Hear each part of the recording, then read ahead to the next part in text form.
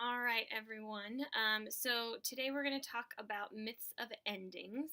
So we're going to talk about sort of the goal in Buddhism and a couple other aspects of that. So the first thing that I have here is samsara and karma. And this refers to the fact that in Buddhism, the understanding of the worldview is very similar to Hinduism.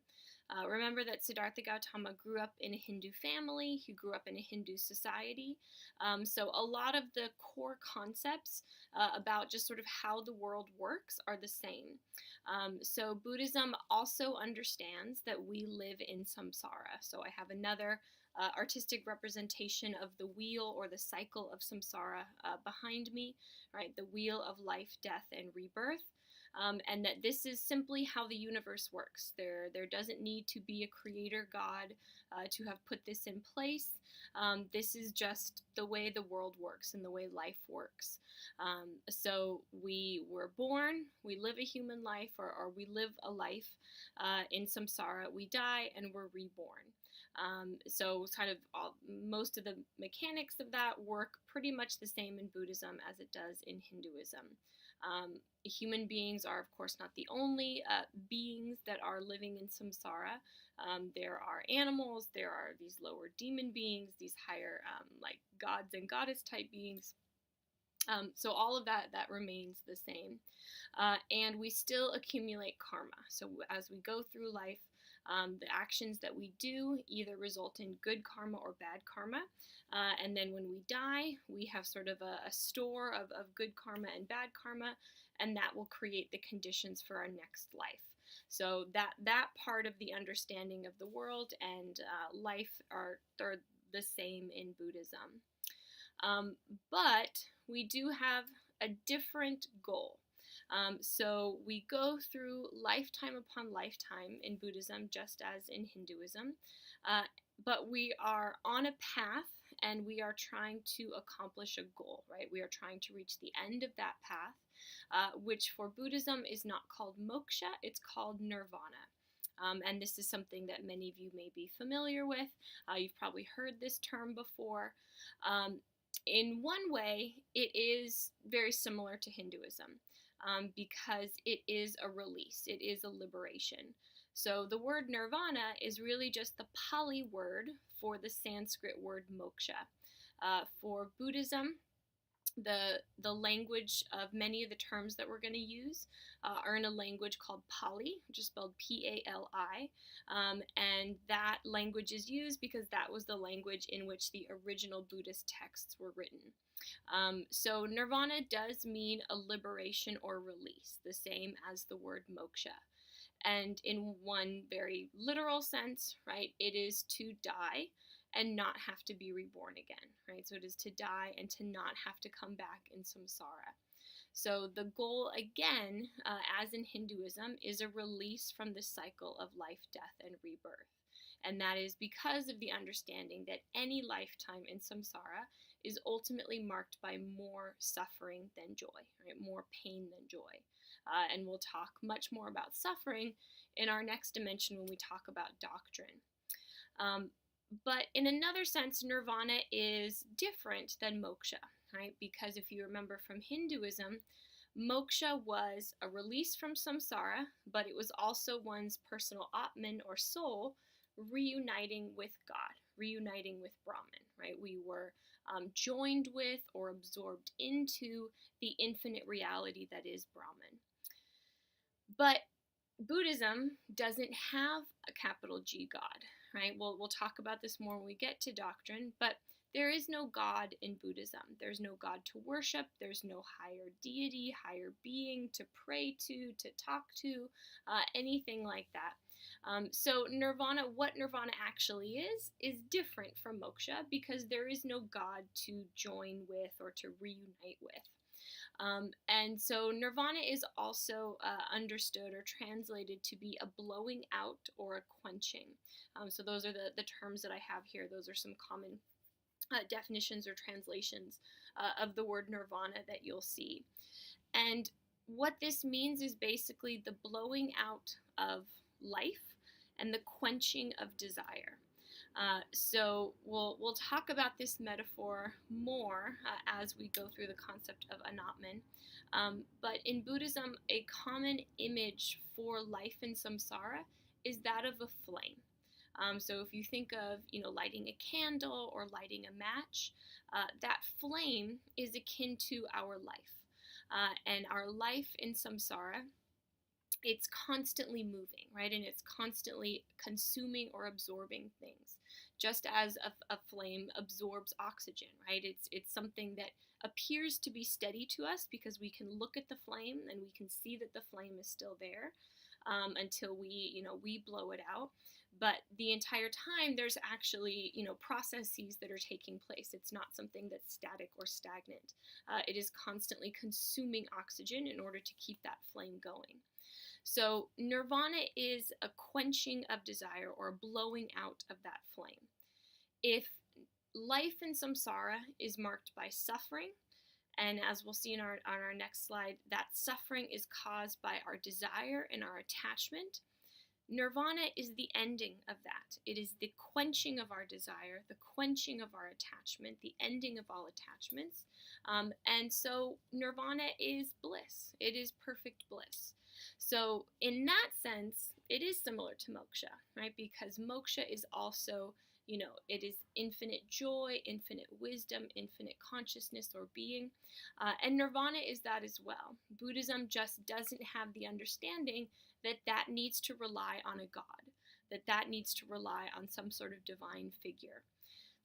Buddhism says that's not necessary, right? Whatever nirvana is, it doesn't have to be reunification with God, because it can still be never-ending bliss, never-ending joy, and the absence of suffering. So those aren't, you'll notice those aren't very concrete descriptions of what nirvana is. And Buddhism does not spend a lot of time defining exactly what nirvana is. Siddhartha Gautama, or the Buddha, didn't want to give concrete descriptions of what exactly nirvana was like. The closest that he would come to that really is to say that if life here is suffering, right, and life here is just never-ending desire and thirst and craving and attachment, then nirvana is the ending of that. Nirvana is the opposite of our life of suffering here. And that's all we need to know about it to know that it's the goal, right? We don't have to know exactly what it's going to be like, because that's impossible. In our finite state, in our human or animal state here in samsara, we can't even begin to comprehend what pure joy, infinite joy, true bliss would be. But we know that that is the goal, so we should work hard to get it.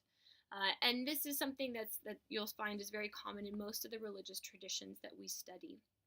There's a hesitation to really give a lot of descriptions about the reward, whether that reward is moksha, nirvana, heaven, paradise, anything like that, because no one has come, or no one has gone there and come back and told people about it. So no one knows exactly what it's like.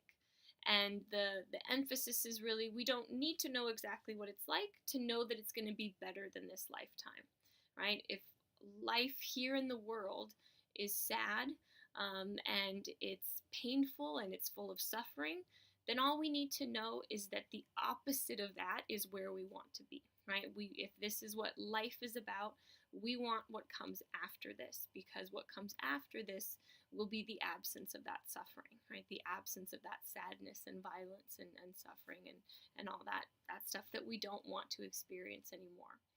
So nirvana is the goal for all Buddhists.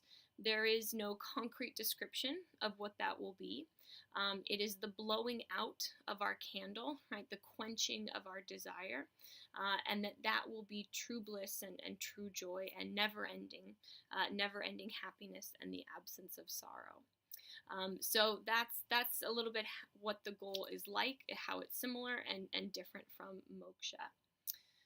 Okay, so the next thing I have down here is Mahayana Buddhism and Bodhisattva.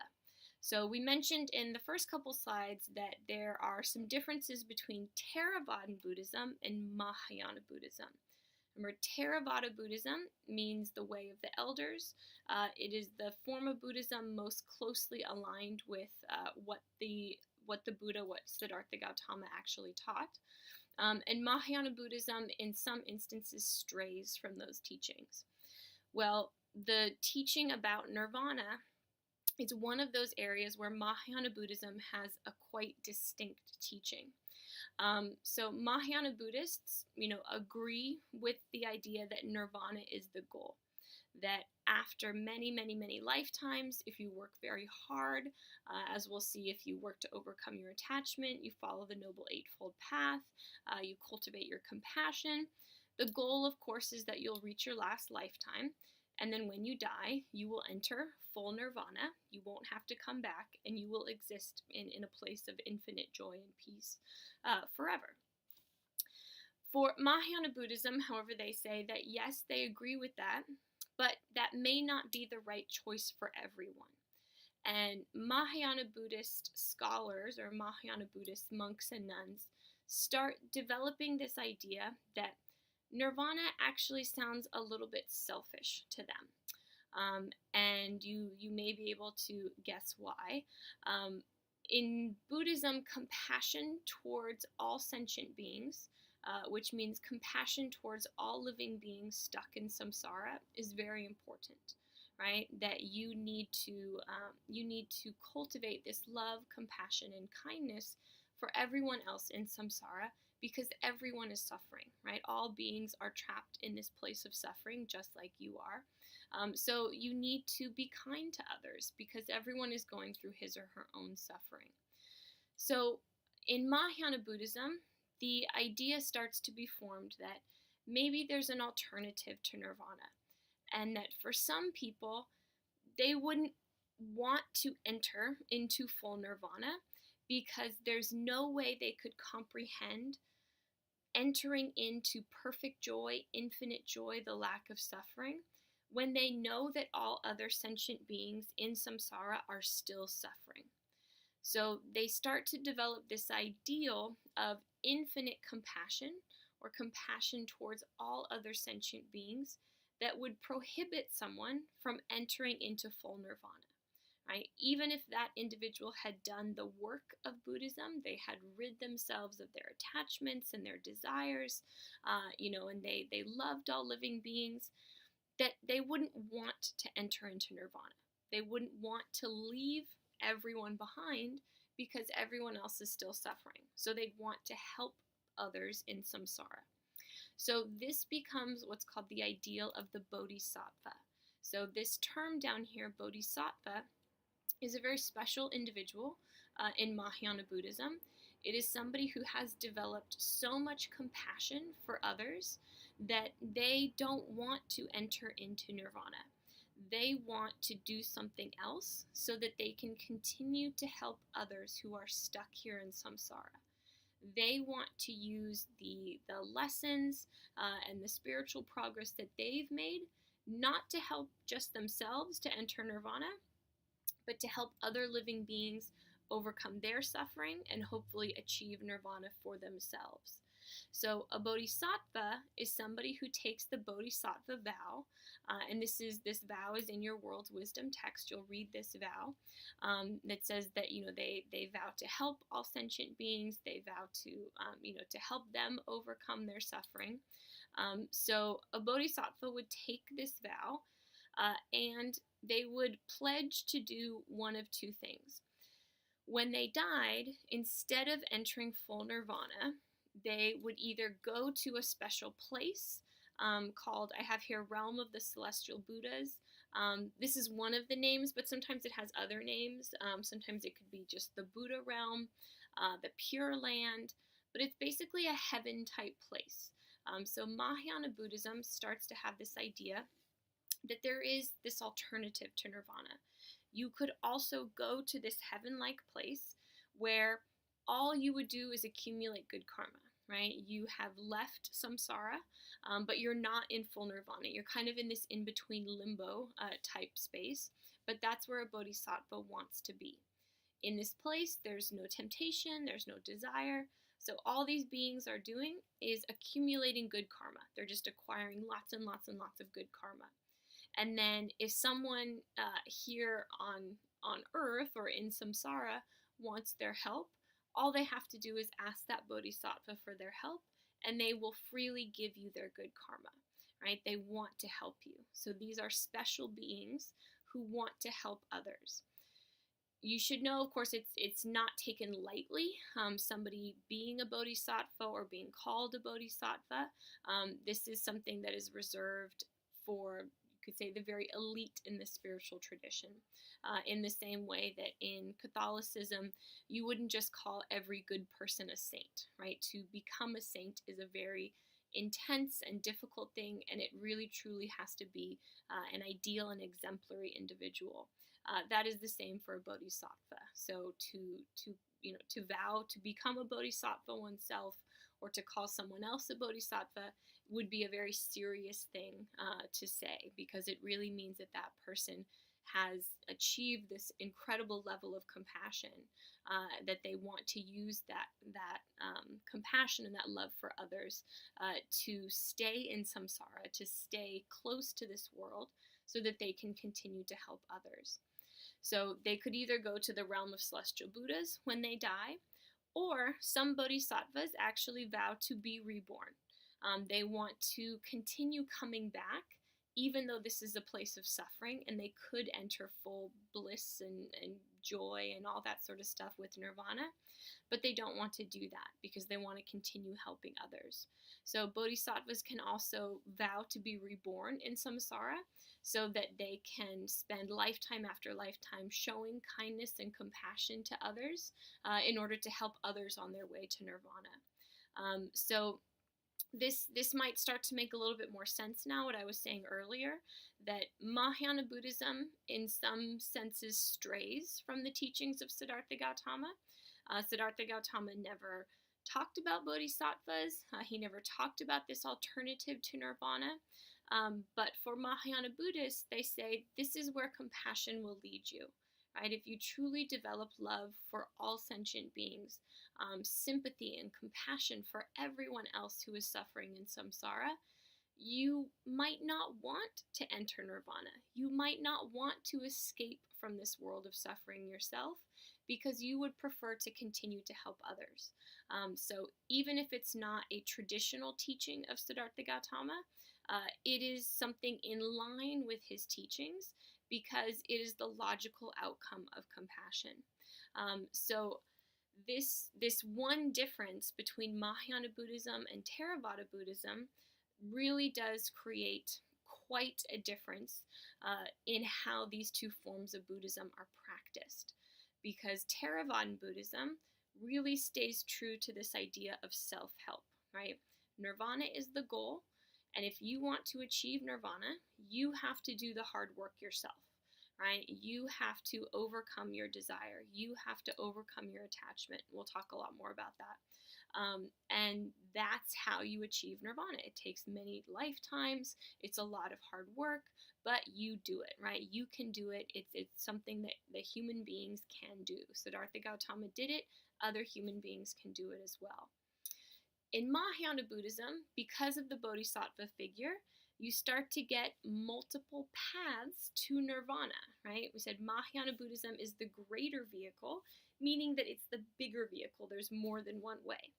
So Mahayana Buddhists can now claim, yes, there is the self-help path, and that is the correct path for some people, right? To put in the hard work themselves, to overcome their suffering, to overcome their attachment. But there are also these bodhisattva figures now. So I can also pray to a bodhisattva figure. I can also ask them for their help, for their love, for their mercy. And that's what they want to do, right? They want to give me good karma. They want to show me compassion and show me love, and that can also help me on my path. So different forms of Mahayana Buddhism oftentimes are centered around different bodhisattvas. Some forms of Mahayana Buddhism look to many different bodhisattvas. Some are kind of really centered on one particular bodhisattva figure. So there are stories about these bodhisattvas, right? Different bodhisattvas that have existed throughout history, that have been reborn and come back in multiple different forms. So this is something that does create quite a difference between Theravada Buddhism and Mahayana Buddhism. So that's one of the big differences, and we'll continue kind of talking about how this changes these two forms of Buddhism. But the last thing I have here for this slide is Maitreya, and that this sort of leads to one other key difference between the two, which is that these bodhisattvas are also considered enlightened beings, right? They have achieved the same thing that Siddhartha Gautama achieved, but they just chose, instead of entering full nirvana, to continue to help other living beings in samsara. So for Mahayana Buddhists, there's not just one Buddha, right? There's not just Siddhartha Gautama. There have been many, many Buddhas before him, and there will be many, many Buddhas in the future. So he just becomes one of these many Buddha figures. And there is a teaching in Mahayana Buddhism that another Buddha will come, right? That the next Buddha will be the one who will reintroduce the true teaching once the world has forgotten or lost the true teachings of Siddhartha Gautama. And that Buddha's name is Maitreya. So Maitreya is the next Buddha for Mahayana Buddhists, and he is actually the Buddha that many people are familiar with, even if they don't know much about Buddhism. Some of you may have already been wondering, if you saw, in the previous pictures of Siddhartha Gautama, he's very thin, right? He's a very thin young man, but you may be familiar with the images of the big belly Buddha. Well, the big belly Buddha is not Siddhartha Gautama. It is a Buddha, or he is a Buddha, but it's actually Maitreya. So whenever you see those images of that big belly Buddha, sort of that happy, jolly Buddha figure, that's Maitreya. So Mahayana Buddhism has a story that another Buddha will come in the future, and that Buddha has already been identified, and it will be a man named Maitreya. And Maitreya will be the big belly Buddha. There's different theories on why Maitreya is pictured this way. Why does he have that big belly? And sort of the outsider perspective, the religious studies scholar perspective, there's a lot of speculation that there was already like a kitchen god figure in traditional Chinese religion. So there was like a traditional god figure, sort of like a local deity, and he was a kitchen god. So you'd put images of him in your kitchen, and he would, give you blessings of good food and good health and good cooking and things like that. And that when Buddhism was introduced to China, the figure of Maitreya, this future Buddha, and this kitchen god were merged together into one figure. So that's why he has this big pot belly. But that's the big belly Buddha. It's not Siddhartha Gautama, it's this other Buddha. But it does point to the fact that's important to understand. Mahayana Buddhism, there are many different Buddhas. Siddhartha Gautama is still very important. He's usually called the historical Buddha, but there are lots of other Buddha figures or Bodhisattva figures that are mentioned in Mahayana Buddhism, like Maitreya. Okay, so that's Myths of Endings, and starting to get into some of the key differences now between Mahayana and Theravada Buddhism, and we will continue on with doctrine next time.